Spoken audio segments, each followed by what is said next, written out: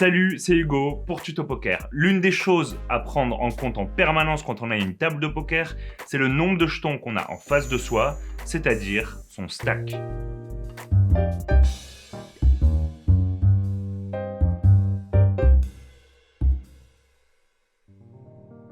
Dans un premier temps, on va voir ce qu'est le stack effectif comparé au stack réel. Ensuite, on verra pourquoi on parle de la taille d'un stack en fonction de la valeur de la grosse blinde. Et enfin, on verra comment la taille du stack va influencer notre manière de jouer et les mains qu'on va jouer.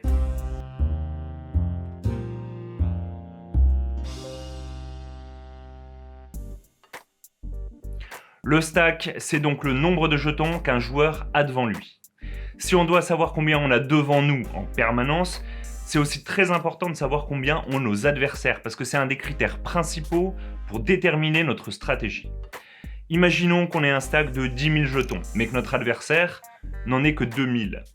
La somme maximale qu'on pourra perdre ou gagner, c'est donc pas 10 000 jetons, mais 2 000 jetons. Donc connaître notre stack, c'est pas suffisant, il faut connaître le stack le plus bas des deux joueurs quand on est dans un coup. Parce que c'est lui qui détermine le nombre de jetons réellement en jeu. On appelle d'ailleurs le maximum de jetons qu'on peut perdre dans un coup le stack effectif.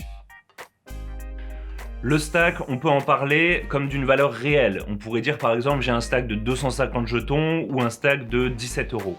Mais on préfère le plus souvent parler de notre stack en fonction de la valeur de la big blind. C'est-à-dire que si la big blind fait 1 € et que notre stack fait 100 €, comme c'est souvent le cas en cash game, on dira qu'on a un stack de 100 fois la grosse blinde. Et on écrira ça 100 BB. Si on est en tournoi avec la grosse blinde, c'est 200 jetons. Tout le monde se couche jusqu'à nous, on est en small blind et on a un stack de 5000 jetons. Notre adversaire juste après, le seul qui reste, celui qui est en grosse blinde, il a un stack de 1800 et il a mis déjà 200 de grosses blindes. On peut dire qu'en tout, il a 2000 jetons, c'est-à-dire l'équivalent de 10 fois la grosse blinde, 10 fois 200 jetons. On dira dans ce cas-là que le maximum qu'on puisse perdre, c'est de toute façon 10 grosses blindes, et donc que le stack effectif dans ce coup, c'est 10 grosses blindes. Et on pourra donc lui mettre beaucoup de pression, parce que si nous, on risque seulement 10 grosses blindes, lui, il risque tout son tournoi. C'est donc souvent une bonne idée de faire tapis directement, même avec des mains pas très fortes, pour récupérer l'argent qui est dans le pot. Qu'est-ce qu'on estime comme étant un gros ou un petit stack ? Eh ben, on va considérer que tout ce qui est au-dessus de 100 grosses blindes, c'est un gros stack. On dira qu'on est deep, c'est-à-dire qu'on est profond, avec plus de 150 grosses blindes. Autour de 70, on aura un bon stack, mais en dessous de 40, on commencera à dire qu'on a un petit stack. Arrivé en dessous de 15 grosses blindes, on entrera dans une zone où la majorité du temps, notre seule option, ce sera de faire tapis ou bien de se coucher avant le flop. On appellera ça le push or fold, littéralement faire tapis ou se coucher.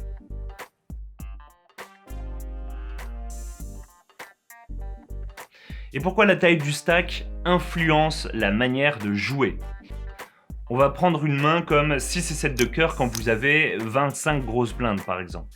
Votre adversaire relance à 4 fois la grosse blinde avant le flop et vous hésitez à suivre ou non.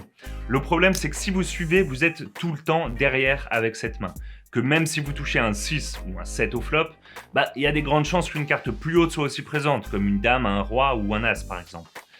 À moins de toucher 2 paires directement ou une suite directement sur le flop, ce qui arrivera que 5% du temps, vous aurez une décision très difficile à prendre le reste du temps.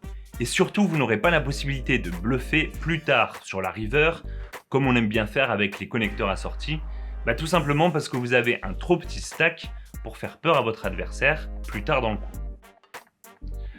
On va imaginer maintenant qu'on ait une paire de 3 et que notre plan c'est de voir un flop pour toucher un brelan.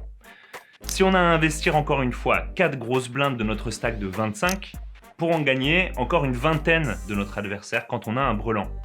Mais il faut savoir que c'est pas suffisant.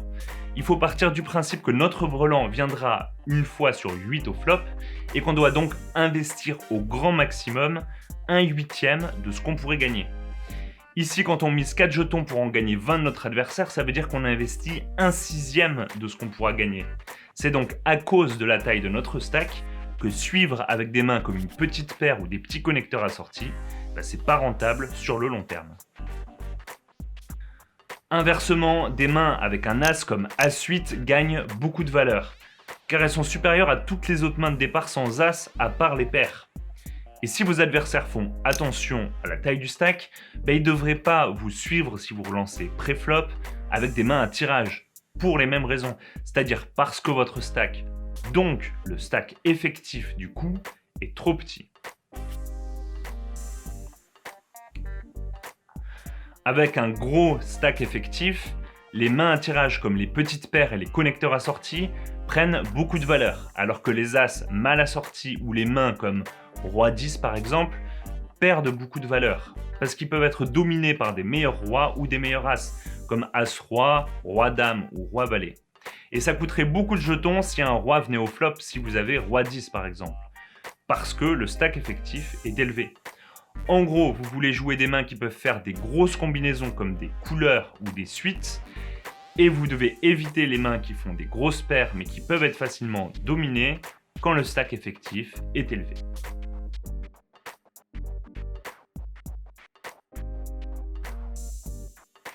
La première chose à faire, c'est de définir les tailles de stack en convertissant les montants en termes de grosses blindes.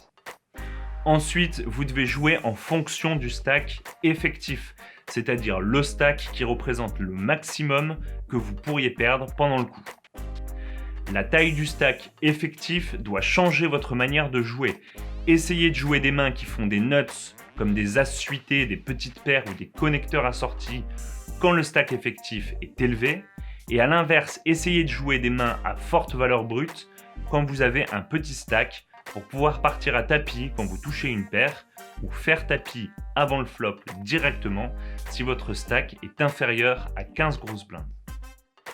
Voilà, c'est la fin de cette vidéo sur le stack.